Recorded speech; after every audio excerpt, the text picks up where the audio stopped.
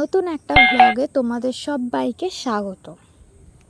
দুপুর পেরিয়ে বিকেল না হতে হতেই আমি একটু ঘুরতে বেরিয়ে গেলাম, কিন্তু তারও একটা কারণ আছে।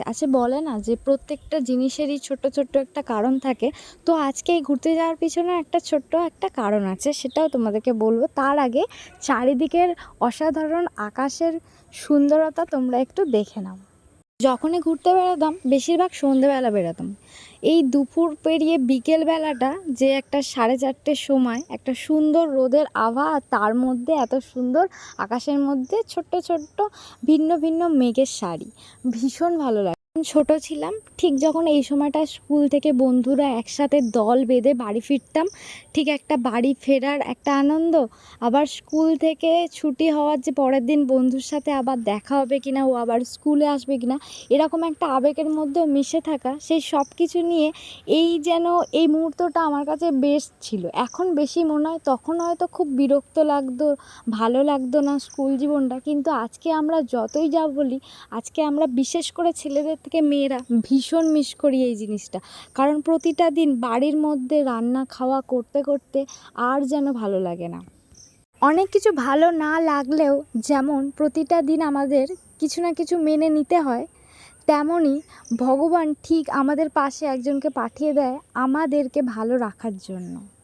কালকে থেকে ঠিক এই মুহূর্ত অবধি আমার একদমই ভালো লাগছিল না, মনটা একদমই খারাপ ছিল।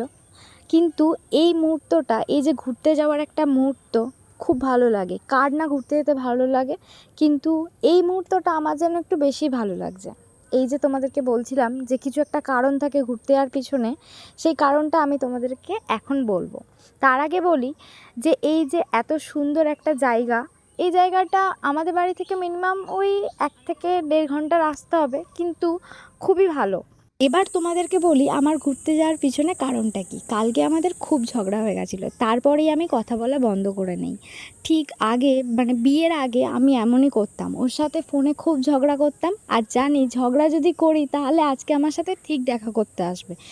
ঝগড়া না হলে অনেকটা 2-3 দিন গ্যাপ চলে যেত, তারপর আমাদের দেখা হতো, কোনো দিন 1 সপ্তাহ 1 মাসও হয়ে যেত। তো যখন ঝগড়া হতো তখন ও নিজের থেকেই দেখা করতে আসতো, আর আমার এটা খুব ভালো লাগে। ঠিক তেমনই বিয়ের পরেই যদি আমি ঝগড়া করি বা আমাদের মধ্যে কোনো ঝগড়া হয়, তাহলে আমি জানি যে আমাকে পরের দিন ঠিক ঘুরতে নিয়ে যাবে। আমি নিজের থেকে না বললেও ও একা একা বলে ঘুরতে নিয়ে যাবে। তো এই সুযোগটা একদমই হাতছাড়া করা উচিত না। আমরা মেয়েরা বেশিরভাগ নিজেরা বলে থাকি, ওরা একটু কমই বলে। তো পরের ব্লগে আবার আসছি তোমাদের সাথে, ততক্ষণ টাটা।